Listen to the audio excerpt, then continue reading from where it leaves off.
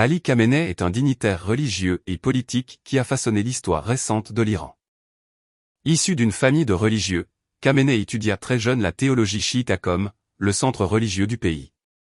Il s'engagea très tôt contre le régime du Shah et fut emprisonné plusieurs fois dans les années 1960 et 1970 pour son activisme politique.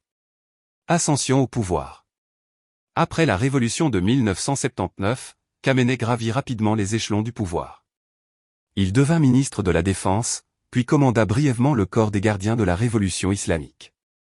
En 1981, il fut élu président de la République, poste qu'il occupa jusqu'en 1989, marquant sa présence dans la vie politique iranienne pendant la guerre contre l'Irak.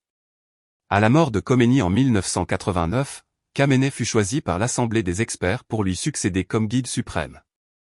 Cette élection, bien que contestée par certaines figures religieuses, transforma Khamenei en l'homme fort de la nation.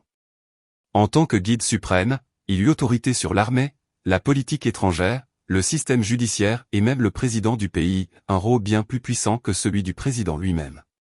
Sous sa direction, l'Iran s'est affirmé comme un acteur clé du Moyen-Orient, soutenant des groupes comme le Hezbollah au Liban et augmentant son influence régionale.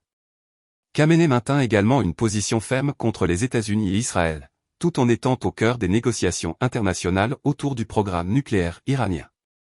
Si ses partisans voient en lui un guide spirituel et un pilier de l'identité révolutionnaire iranienne, ses détracteurs dénoncent une gouvernance autoritaire, une répression de l'opposition et des violations des droits humains.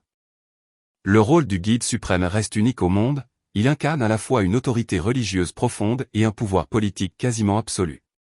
Depuis 1989, Ali Khamenei a été au centre de décisions cruciales qui ont façonné l'Iran moderne, laissant un héritage complexe dans l'histoire du pays et de la région.